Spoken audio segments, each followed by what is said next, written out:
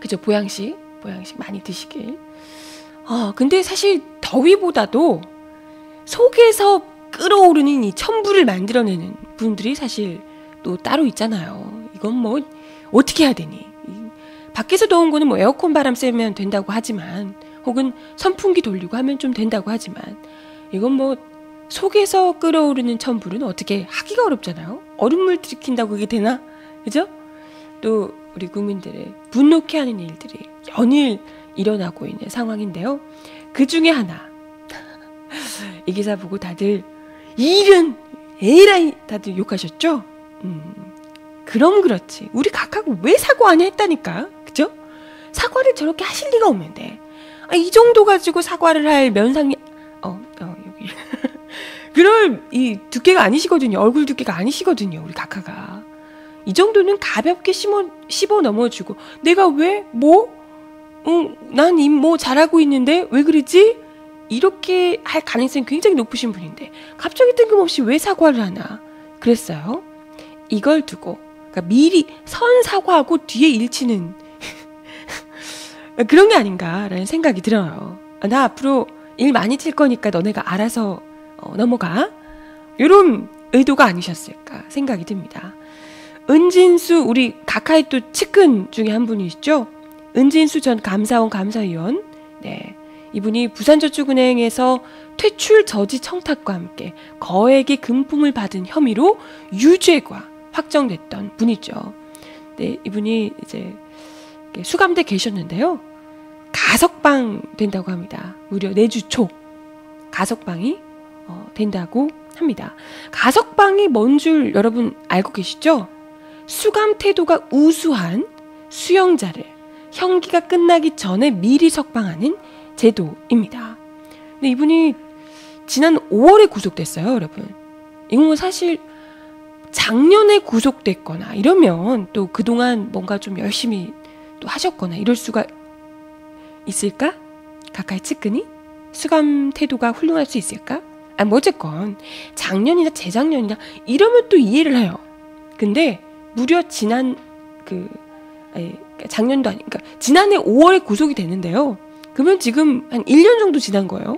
네, 1년 정도 지난 건데, 이게 작년부터 시작해서 중요한 건요 뭐냐면요, 구속이 되자마자, 구속이 돼서 뭐 한 1년 있다가 이 사람을 지켜보니까 얘가 잘했구나, 그동안 정말 훌륭한 태도로 임했구나, 이러면 또 우수한 수용자라고 분류가 될 수 있다 쳐요. 근데 중요한 건 뭐냐면, 지난해 구속이 되자마자 바로 모범수로 분류가 됐다는 겁니다. 아니 이게 뭐죠?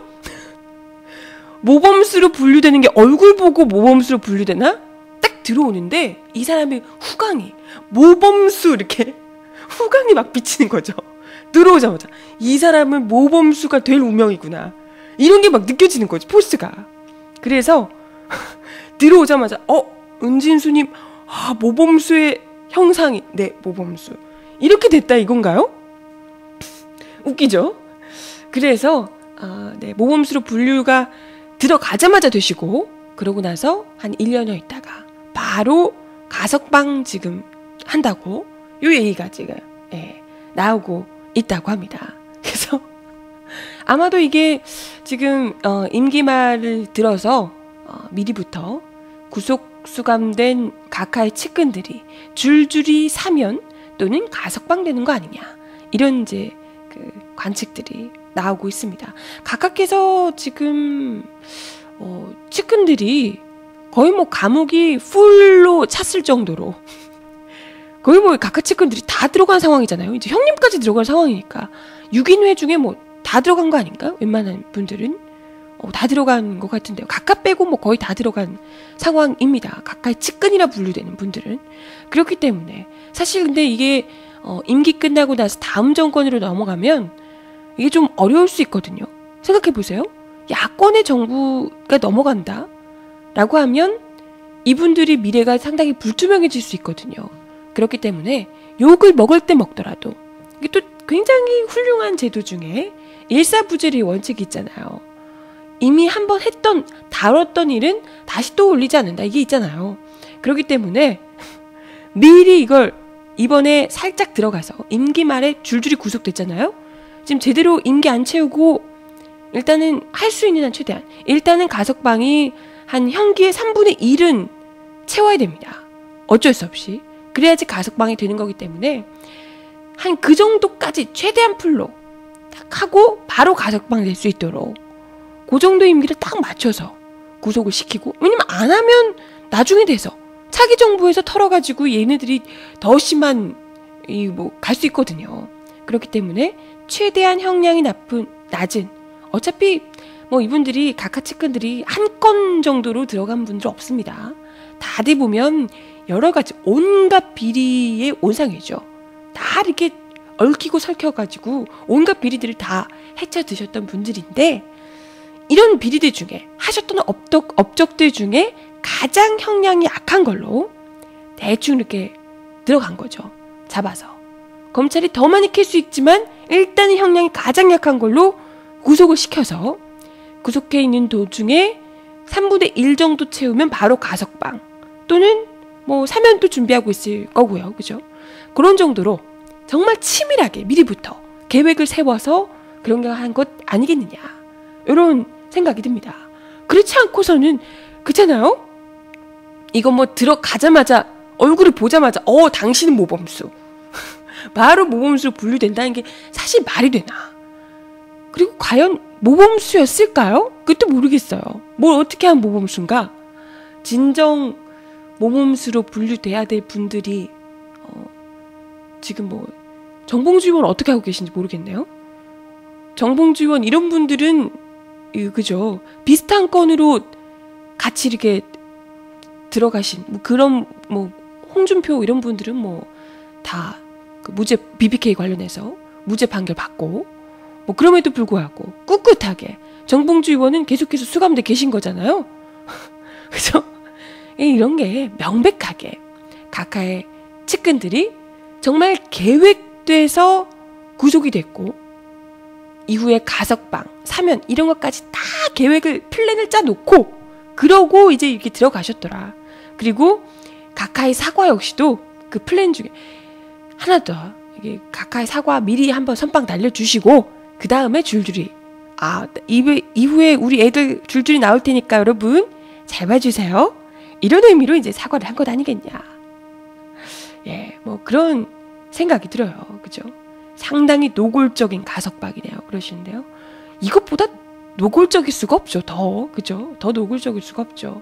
가뜩이나 지금 우리 저축은행 같은 경우에는요, 바로 얼마 전에 우리 ISD 형님께서 저축은행 건 때문에 구속이 되신 상태예요.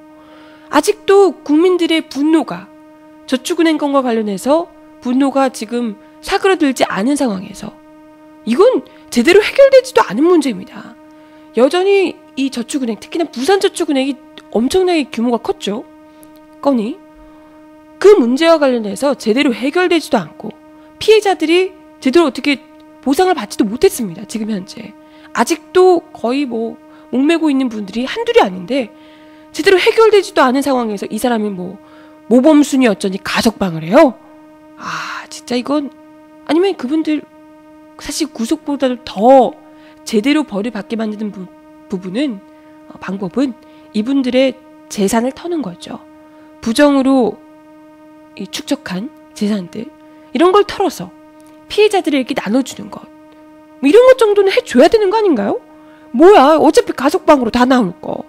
얼마나 모범수로 계셨는지 모르겠지만 오자마자 바로 모범수 딱 이렇게 얼굴에 받고 3분의 1 정도만 쫙 1년 정도 딱 하니까 바로 가석방 해주는 거잖아요. 이런 정도면 이건 국민들의 분노가 더 커질 수밖에 없는 거고요. 정말 가석방으로 이 정도 나올 것 같으면 다 필요 없고요. 돈이라도 제대로 재산 빡빡 긁어서 다 내놓으시라고. 그럼요. 어차피 구속해봤자 안에서 병원 가시고 이러시는 분들이니까, 휠체어 몰고 다니시고 그러시는 분들이니까 그러지 말고 그냥 이걸로 짠으로 돈으로라도 어떻게 좀 하시라고, 그렇게 해야 되는 거 아닌가 생각이 들어요. 진짜 이건 서민들 있는 대로 등쳐먹고 정작 그 가해자들은 살짝 감옥에서 엉덩이만 걸쳤다 살짝 나오고, 서민들의 꿈은 있는 대로 짓밟아 놓고, 무슨 모범수요? 아유, 그냥 확 그냥, 예, 그죠. 사실 이 수용자들이 보통은 그 죄질, 뭐 범죄 횟수 고려해서 여러 가지 이제 등급으로 분류가 되는데, 보통은 신입 수용자는 절대 이 모범수로 분류가 될 수가 없다고 그래요. 당연한 거죠, 상식적으로. 이 사람이 뭘 하는지 일단은 들어왔을 때 이 사람의 그 행태를 봐서 모범수니 어쩌니 이를 판가름할 수가 있는 거잖아요. 근데 이건 뭐 보자마자 모범수 딱 붙여놓고 말입니까, 그죠? 이 나오네요. 우리 아까 이야기했던 정봉주 전 민주통합당 의원, 그 S2등급이라고 합니다. 모범수 아니라고요. 네. 지금 징역 1년형 확정돼 계신데, 네, S2등급이시라고 합니다.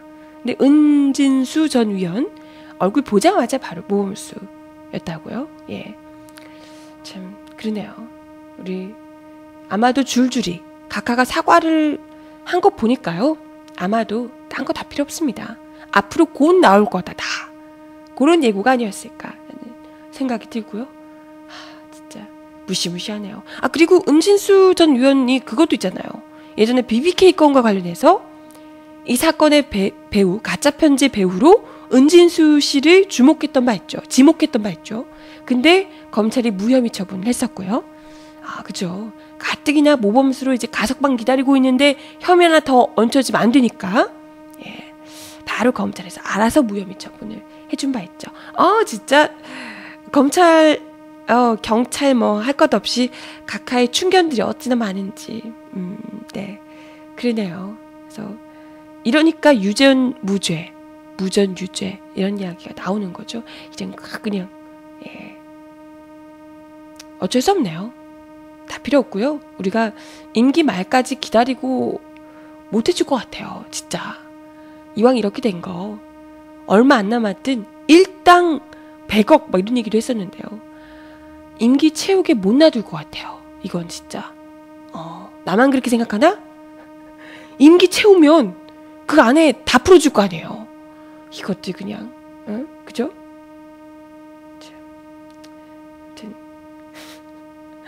MB는 사과라 쓰고 선전포고라고 한다 그러시는데요. 그러게 말입니다. 사과하는 척하면서 선전포고를 국민들에게 한번 싸워보자고 선전포고를 날리신 각하께 어쩔 수 없다. 우리가 이제 근혜공주님 이거 하느라고 각하는 이미 한물간 사람. 어차피 뭐 요 지지율도 10%대로 떨어졌는데 냅둬라, 그냥 뒷방 늙은이로 사실게 냅둬라 라고 했는데 안 될 것 같아요. 이분 그냥 어쩔 수 없이 끌어내려 드려야 될 것 같아. 그죠? 참. 음악 듣고 와서요, 이야기 더 나눠보겠습니다. 이 노래 들려드릴게요. 듀드, 삶의 끝에서.